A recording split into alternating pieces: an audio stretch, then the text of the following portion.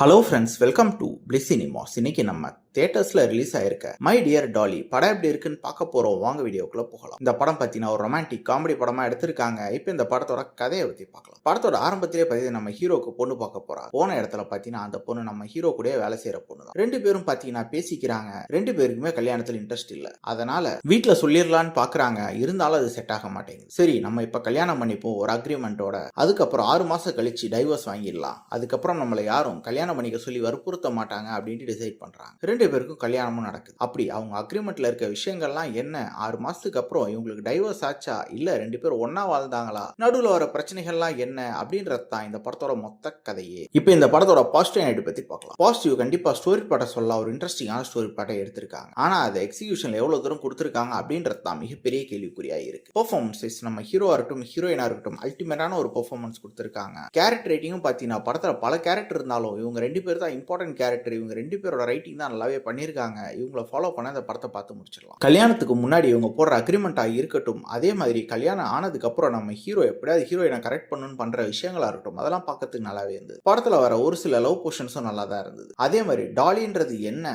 அது சம்பந்தப்பட்டு வர காட்சிகளும் நல்லா தான் இருந்தது. ஆனா அதெல்லாம் இன்னும் பெட்டரா பண்ணிருக்கலான்ற மாதிரி தான் தோணுச்சு. டெக்னிக்கலி படம் சவுண்டா இருக்கு, சினிமாட்டோகிராஃபா சூப்பரா கலர்ஃபுல்லா செமையா காமிச்சிருக்காங்க. பேக்ரவுண்ட் ஸ்கோரும் நல்லா இருக்கு, சாங்ஸும் நல்லா தான் இருந்தது. ஸ்கிரீன் பிளேஸ் பாத்தீங்கன்னா இது ஒரு ஸ்டோரி பிளாட் வைஸ் இன்ட்ரெஸ்டிங்கான ஸ்டோரி பிளாட்டாவே இருந்தாலும் இவங்க ரைட்டிங்ல பயங்கரமா கோட்டை விட்டுருக்காங்க. பெருசா சுவாரஸ்யமே இல்லாம எழுதி வச்சிருக்காங்க. இவங்க ஒரு சில சீன்ஸா அதே மாதிரி டைலாக்ஸா நல்லா எழுதியிருக்காங்களே தவிர ஓவராலா பார்க்கும்போது படம் பெருசா நமக்கு ஒர்க் அவுட் ஆகல. மொத்தத்துல இந்த படம் கேட்டீங்கன்னா இவங்க கான்செப்ட்காக ஒன்ஸ் ட்ரை பண்ணி பார்க்கலாம். இந்த படத்துக்கு நம்மளோட ரேட்டிங் கேட்டீங்கன்னா 10க்கு 5 மார்க் கொடுக்கலாம். வேணும்னா ட்ரை பண்ணி பாருங்க.